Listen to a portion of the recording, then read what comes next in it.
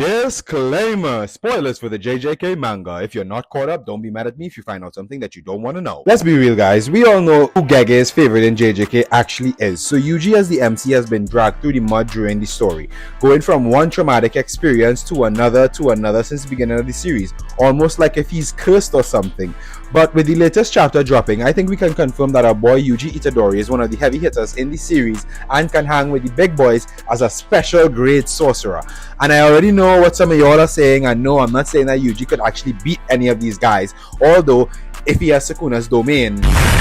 But a special grade sorcerer is someone who has the ability to take down an entire country, and with the abilities Yuji has displayed so far, along with other things he may have inherited from Sukuna, I believe this man Yuji is now a walking disaster. Cursed energy efficiency. You don't really hear anyone say anything much about how much cursed energy Yuji has during the series, so I figure it's because it's never a problem. Gojo with the 6 eyes that basically can see all, especially cursed energy, was able to predict that Yuji would be able to use Sukuna's cursed techniques. It's like the rent Sukuna pays for being in his body. And later we learn from Kusakabe that the reason Yuji is able to grow so quickly isn't because he's the MC, but because he was Sukuna's cage until Gege was ready to go out on a murder spree. And when Sukuna was on said murder spree, he maxed out the stats on Yuji's character. You get what I'm saying?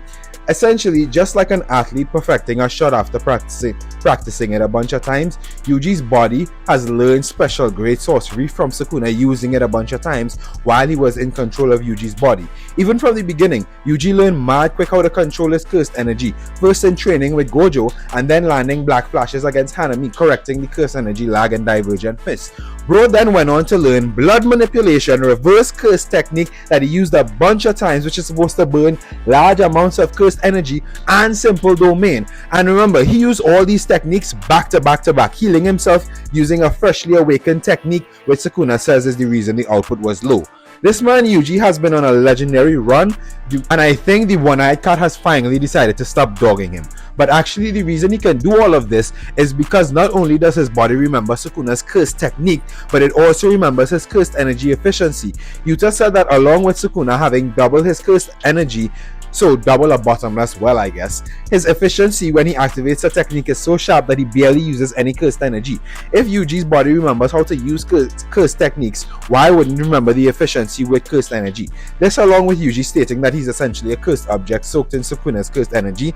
I'm willing to bet he actually has a lot of cursed energy, because if he's soaked in residue of Sukuna's cursed energy, like even if he remained with half or a quarter, that's still a lot, bro.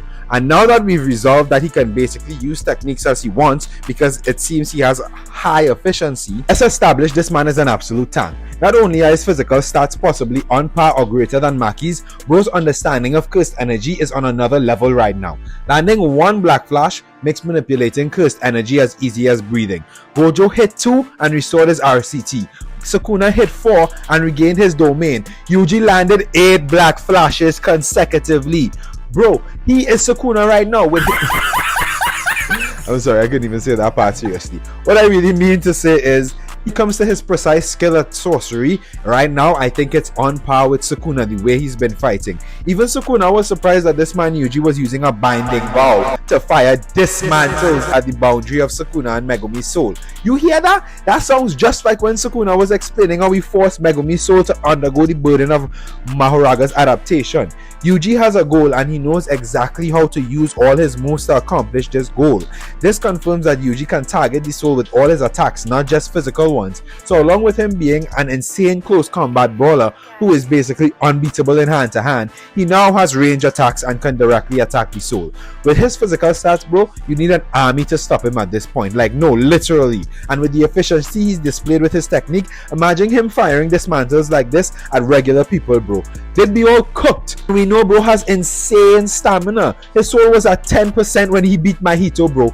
10%, and he landed this demonic black flash on Mahito in his final form. That's the kind of power his soul possesses, and that was in Shibuya. Yuji's on a whole different level now from then.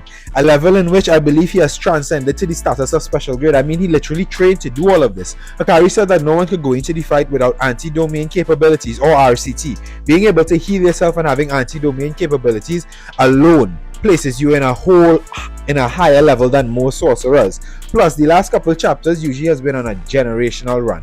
So if you don't think bro is a special grade, I don't know what to tell you. But let me know what you all think in the comments, and thank you for watching. If you made it all the way to the end, I'm going to have some fire videos coming up, so you guys definitely should, put on that post notification.